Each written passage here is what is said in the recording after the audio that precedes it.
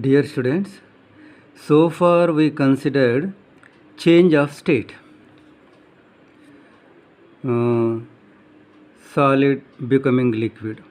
After absorbing heat energy, solid ice became liquid water, and again absorbing heat energy, liquid water became water vapor. When the then removing the heat energy or losing the heat energy on cooling down, it is losing the heat energy, and by losing the heat energy the water vapor was condensed into water, and here again losing the heat energy to the surroundings, the liquid water became solid ice. So in this way we have considered change of state, and in during change of state we considered two things. One was, for change of state there was heat exchange. Either see, when solid ice was converted into liquid water, uh, the heat energy was supplied, and when the liquid water was converted into ice, then the heat energy was given to the surroundings. So in this way, between system and surroundings, there was exchange of heat energy for change of state, that we have noted. Another thing we have noted is, during change of state the temperature was constant. For example, solid ice was becoming liquid water, and that was called as melting, and the melting occurred at a constant temperature of 0 degree centigrade. 0 degree centigrade. Similarly, liquid water boiled at 100 degree centigrade, and the liquid water was converted into gaseous vapor, and during the change of state the temperature was constant at 100 degrees centigrade. So in this way, during change of state the temperature was constant.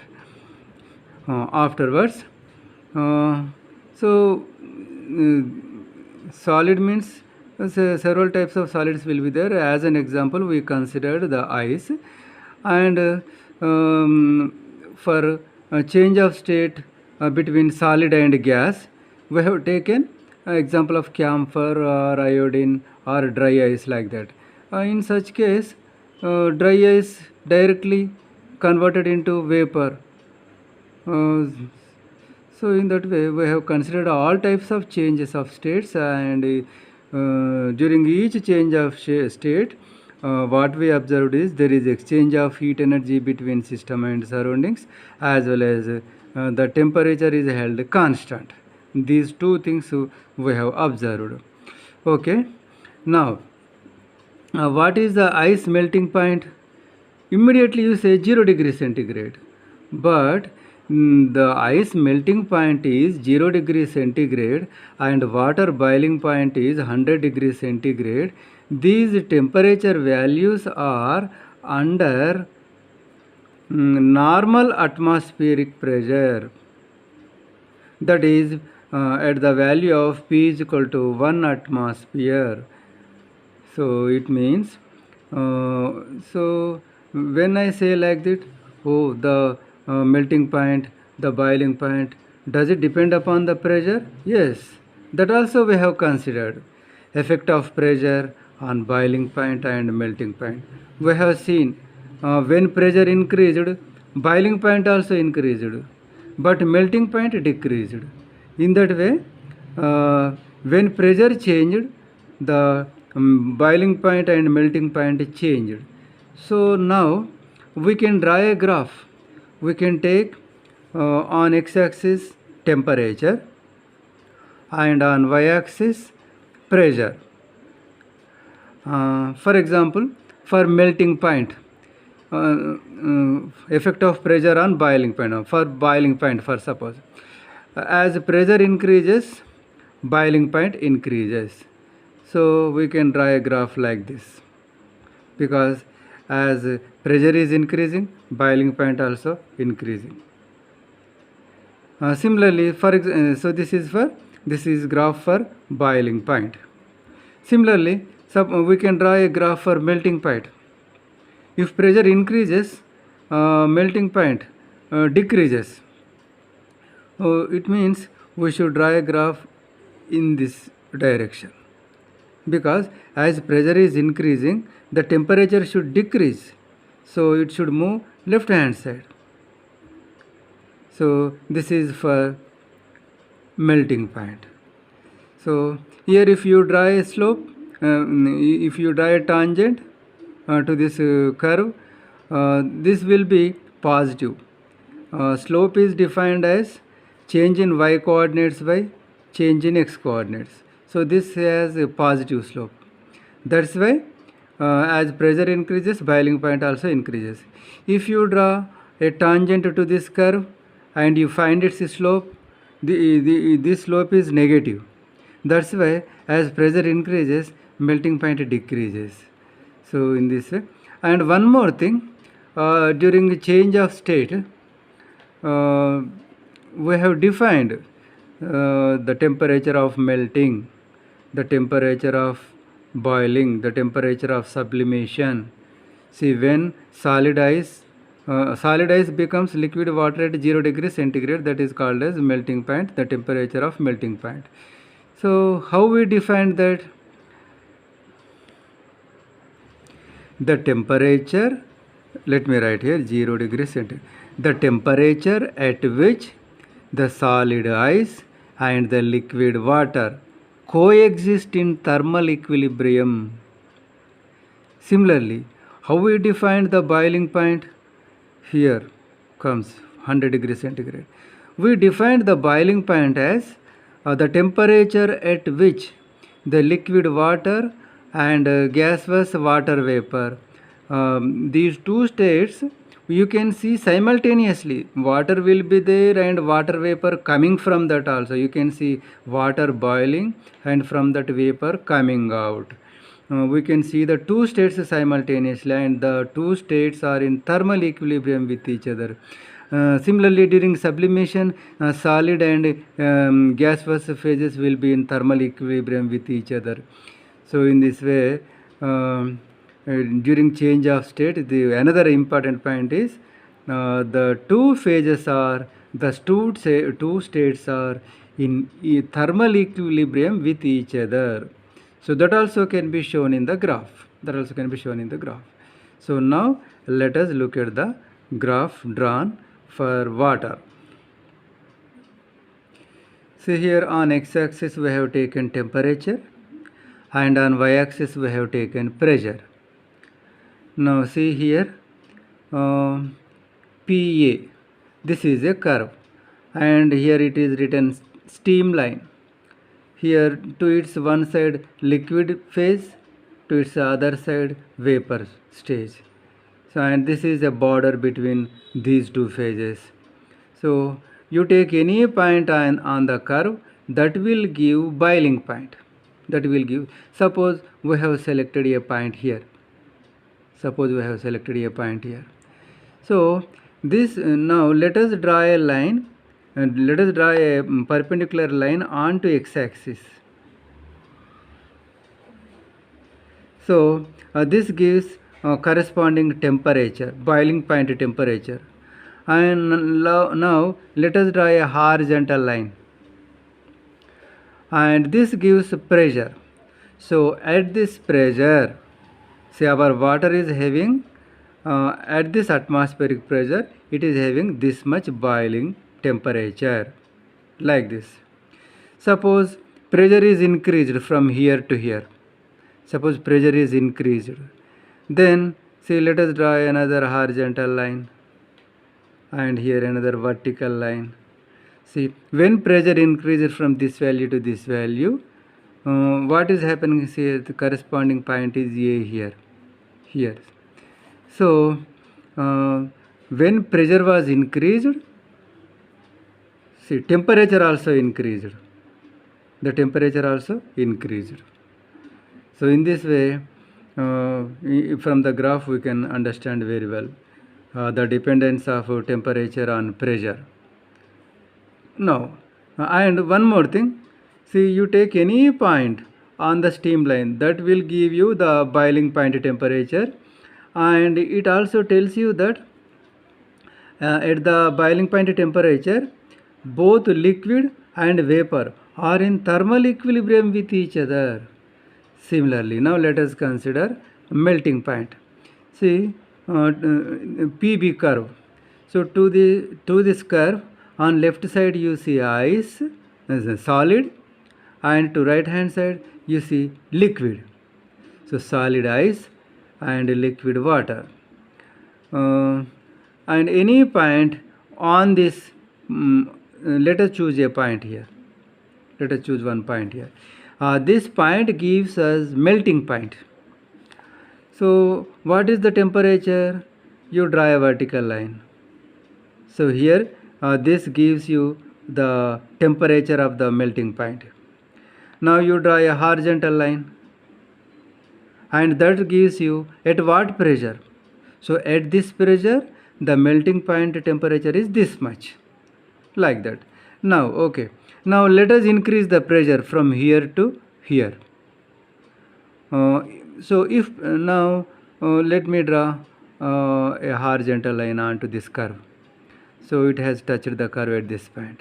Now let me draw a vertical line. I have reached here.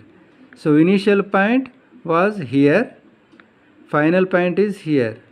So when pressure increased, the melting point decreased. See, we are considering 2 points. Here one point, here one point. When pressure increased, temperature, melting point temperature decreased. So in the, and see, to this line is called ice line, and any point on this ice line gives you the melting point. And according to the definition, how we define the melting point? Solid ice and liquid water both are under thermal equilibrium with each other at that temperature and at that pressure. Okay, so boiling point over and melting point over. Next, sublimation. This is sublimation curve. Actually, this graph is drawn for a general solid, not especially for water. That's why here sublimation line is drawn here. And to one side of the sublimation will be solid, and to other side it will be vapor, because sublimation means a direct conversion from solid to vapor. So any point on the sublimation line gives us the sublimation point, and at the sublimation temperature both solid and vapor will be under thermal equilibrium with each other. So now, so as we are moving on the curve, at any point that temperature that point is tells you, suppose we are on a point, a point on ice line tells you at melting point solid ice and liquid water are in thermal equilibrium with each other, and a point on steam line tells you that the at boiling point at this point liquid water and water vapor both are under thermal equilibrium at the boiling point. Similarly here this tells you, a point on sublimation line tells you that solid camphor and vapor camphor, these two are under thermal equilibrium with each other at this sublimation point, like that. So okay, from P, this is the PA curve, this is PB curve, this is PC curve. Now what about this point P? All the three curves have joined at this point, and at this point see, this side solid, this side liquid, and this side vapor you can see. Means See, each point on line gives a point on steam line gives you boiling point, a point on ice line gives you melting point, and a point on sublimation line gives you sublimation point. Then what this point gives you? This point is called as a triple point. Why triple point? Because this point is, at this point, solid ice, liquid water, and water vapor, all the three can be seen simultaneously, and all the three states are under thermal equilibrium with each other. That is the importance of this point. That is why this point is called as triple point. Triple point. And what are its coordinates? See, its x coordinate, that is its temperature value is 273.16 K. So if this is in Kelvin, we can't understand. Let us convert this into degree Celsius. So for that purpose, what we have to do? We have to subtract 273.15. 0.01 degree centigrade. So here for the triple point, the corresponding temperature is 0.01 degree centigrade. Now pressure. What is the corresponding pressure? 0.006 atmospheric pressure. So at this pressure and temperature,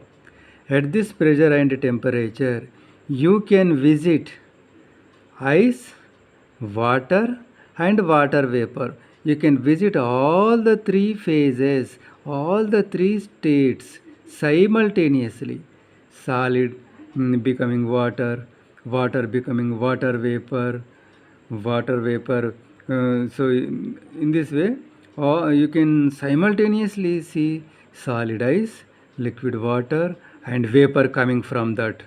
You can see all the three states being in thermal equilibrium with each other at this pressure and at this temperature, and this point is called triple point.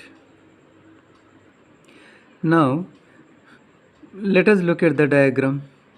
In this beaker, some ice is there. Its mass is m, and the ice is at 0 degree centigrade. And your wish is to convert the ice into water, and that water also must be at 0 degree centigrade only. Then what is your wish? It is nothing but change of state.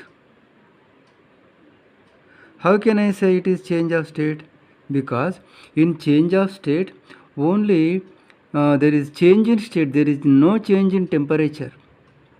Okay, definitely this is change of state. That is your wish. Okay, then for change of state, what is required? What we have to do? We have to supply some heat energy to this. By supplying some heat energy, you can convert the solid ice into liquid water. This heat energy is called latent heat. This is called as latent heat. Only qualitatively we are speaking, we are not defining. Why this is called latent heat? Why the latent name is given? See, the reason is, generally when we give heat energy to a body, its temperature rises. But here, even though you are giving heat energy, the temperature is not changing, the temperature is not rising. That's why this name is given.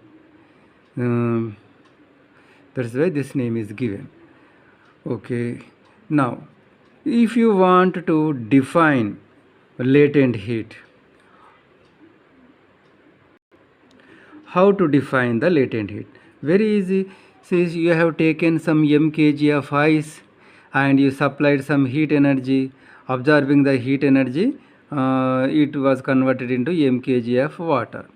So for mkg of ice, how much heat is required? Delta Q, or simply Q, suppose Q heat energy is required. For 1 kg ice, how much heat is required? 1 by m into Q. This can be called as latent heat. This can be called as latent heat. That is, heat energy required per unit mass to convert it from one phase into another phase. It need not be solid to liquid. It can be liquid to water also, or solid to vapor also. Like that, for any change of state, we define latent heat as the heat energy required per kg, per 1 kg of the substance. The heat energy required for 1 kg substance to convert it from the existing state to another state. That is called as latent heat. And the latent heat is given letter L, that is shown by capital L. So latent heat is equal to Q by M. This is the formula for latent heat. Now we can get its SI unit. See, in the numerator heat energy is there, and so it is measured in joules. In the denominator mass is there, it is measured in kg. So joule per kg, it's SI unit. Now let me read the definition of latent heat. The amount of heat transferred per unit mass during change of state of the substance is called latent heat of the substance for the process. And this is the formula, L is equal to Q by M. And its SI unit is joule per kg. Now L value depends upon what? L value depends on two things. One is substance. Different substances will have different L values. And another factor, pressure. It also depends upon pressure. So now, see, this is a general definition. Now let us consider specific definition. What can be specific? See here, this is for any change of state. But here the most commonly considered change of state is from solid to liquid. That is solid ice into liquid water. Similarly, liquid water to vapor, say water vapor. So these two are common states of change. So for this, we can let us define latent heat separately. So but the method is same. What is that? Suppose you want to define for this change. Here ice is there, here water is there. How much ice you have to take? 1 kg ice. 1 kg ice. From that, how much water comes? 1 kg water. Ice at which temperature? 0 degrees centigrade. Water at which temperature? 0 degrees centigrade. So the amount of heat energy required to convert 1 kg ice to 1 kg water without rise in temperature. See, the heat energy you are giving must be used only for change of state, not for increase of temperature. So in this way we define latent heat in this case. So here what is happening? It is melting. If you take in opposite direction, water becoming ice means, you say ice becoming water means melting, and water becoming ice means fusion. So if you choose this specific case, if this specific change of state, the latent heat is called as latent heat of fusion, latent heat of fusion, and it is represented by LF.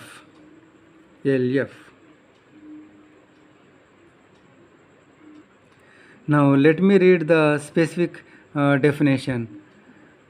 Latent heat of fusion.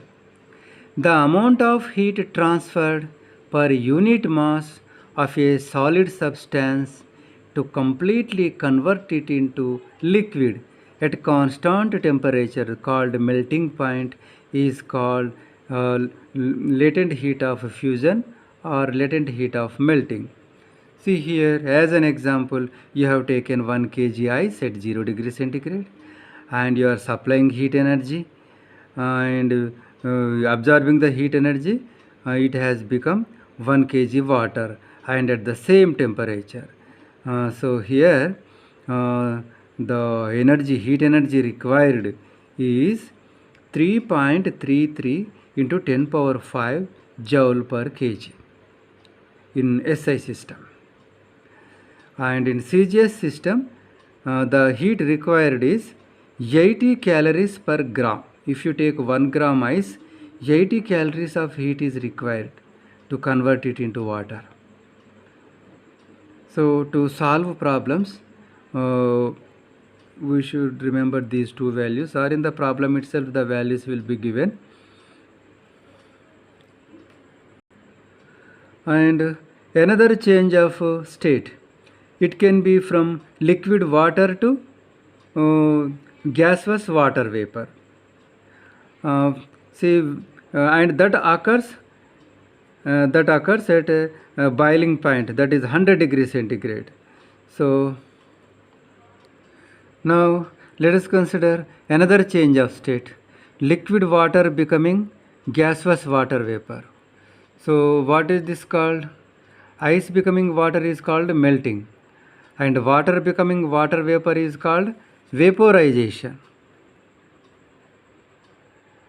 This is called as vaporization. So in vaporization, what you do, you take 1 kg water. You take 1 kg water and you supply some heat energy and you convert that into 1 kg water vapor. And both are the boiling water is at 100 degrees centigrade and the vapor coming from the boiling water also at the same temperature. So what all the heat energy supplied is used just to change its state. So here adding sufficient heat energy to 1 kg water at 100 degrees centigrade, you are getting 1 kg water vapor at 100 degrees centigrade. And this particular heat required is called as latent heat of vaporization, and it is represented by LV. This is represented by LV. Let me read the definition of latent heat of vaporization. The amount of heat transferred per unit mass of a liquid substance to completely convert it into vapor at constant temperature, called boiling point, is called latent heat of vaporization. See in the diagram you can see water is boiled here at 100 degrees centigrade and the vapor is coming through the delivery tube. See, this is well thermally insulated, and the delivery tube also, around the tube cotton is kept, because if it is kept, if this delivery tube is kept open to the atmosphere, what may happen, the vapor after coming here, it may lose its heat energy to the surroundings and may cool down, and when the vapor cools down, water droplets forms on the delivery tube. So to prevent that, this tube is insulated, this jar is insulated, so that the 100 degree centigrade vapor is stored in this as 100 degree centigrade vapor. Here 100 degree centigrade boiling water and here 100 degree centigrade vapor. And this delivery tube also not only surrounded by an insulating material, but this is kept like this, a little sloped like this. It is kept like this. It is kept like this. Why means even though it is covered by cotton around it, if by chance if any vapor is converted into water droplets, the water droplet should come into the flask. That is why this slope is kept here. Okay. Now see, you have taken 1 kg water to the 1 kg water at 100 degrees centigrade. You added, when you added the some amount of heat energy, it became 1 kg steam at the same temperature, and that heat which is required is called as a latent heat of vaporization, and here the value is 22.6 into 10 power 5 joules per kg. This is in SI system, and in CGS system the value is 540 calories per gram.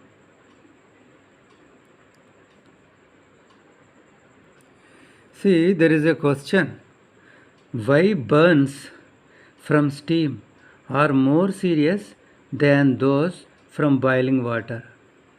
See, when boiling water, while cooking generally, sometimes boiling water falls on our skin. It is, but when you compare that with steam, when whether food cooked or not, to see that we slightly move the lid aside, then sometimes what happens, the vapor suddenly attacks the our skin of the hand. Then we are severely hurt, because when hot water falls on the skin, then also we feel hurt. But when the steam touches our skin, then we feel more hurt, because it is more painful, and it does more. It is more serious. Why? The reason. What is the reason? See, why steam is more serious than that of boiling water? The reason is, we can understand here. See, you are taking 1 kg. 1 kg water at 100 degrees centigrade means what?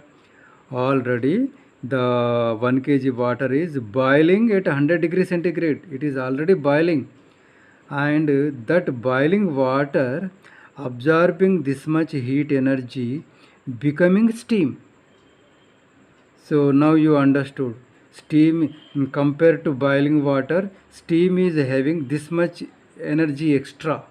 That's why this does a lot of harm. That's why this is more serious. The wounds, the burns are more serious. So what all so far we discussed, that is neatly given in this graph. See, on x-axis heat. Actually we have drawn this curve previously also, but previously on x-axis you have written time, and on y-axis you have taken temperature. But now in place the time, you are writing heat energy. See, one thing you see, both are same, because suppose in 1 minute time, suppose 1 joule of heat energy is supplied. In 5 minutes of time, 5 joules of heat energy will be supplied, because the heat supplied is at a constant rate. Therefore, the time axis can be replaced with heat energy also. And you see here, at see, this line tells you that the ice can be at minus temperature also. The ice drawn from deep fridge, sometimes it will be at minus 5 degrees, minus 10 degrees also. Then when you supply heat energy, then the heat energy is used to increase its temperature from minus 10 to 0. That is shown here by this line. but once it reaches 0, until all the ice is converted into water, there is no rise in temperature. See, and for that purpose, per kg ice, how much heat energy is required? See, both values are given, SI values are given and CGS values are given here. And afterwards, from 0 to 100 degrees centigrade, there is a rise in temperature, and that's why the line is